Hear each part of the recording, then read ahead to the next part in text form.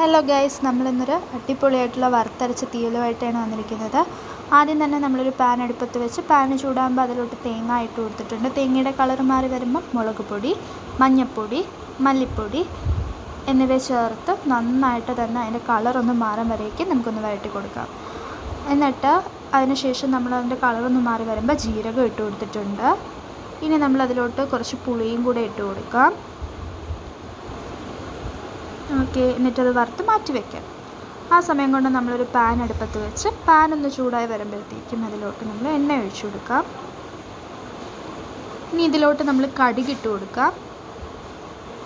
കടുകൊക്കെ ഒന്ന് പൊട്ടി വരുന്ന പാകമാകുമ്പോഴത്തേക്കും നമ്മൾ കറിവേപ്പില ഇട്ട് കൊടുത്തിട്ടുണ്ട്. പിന്നെ വറ്റൽമുളകും ഇട്ട് കൊടുത്തിട്ടുണ്ട്.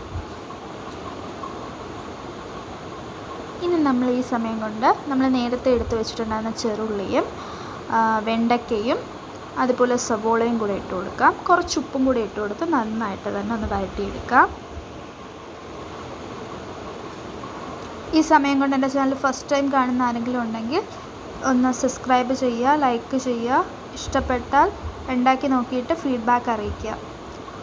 നമ്മൾ നേരത്തെ എടുത്ത് വെച്ചിട്ടുണ്ടായിരുന്ന വറുത്ത തേങ്ങ കുറച്ച് വെള്ളം ഒഴിച്ച് മിക്സിയിൽ അടിച്ചു കൊടുത്തതിന് ശേഷം ആ പേസ്റ്റ് ഒഴിച്ച് ആവശ്യത്തിനുള്ള വെള്ളം ഒഴിച്ചു കൊടുത്തിട്ടുണ്ട്. ഇനി ഇതൊന്ന് വേവാൻ വരേക്കും നമ്മൾ വെയിറ്റ് ചെയ്യാം. സമയം കൊണ്ട് ഉപ്പില്ലാന്ന് തോന്നുകയാണെന്നുണ്ടെങ്കിൽ കുറച്ചും കൂടെ ഉപ്പിട്ട് കൊടുക്കാം. ഇതെല്ലാം തിളച്ചൊന്ന് വറ്റി വരുന്ന പാകമാകുമ്പോഴത്തേക്കും നമുക്ക് സെർവ് ചെയ്യാം. ഇതാണ് final look. Thank you for watching.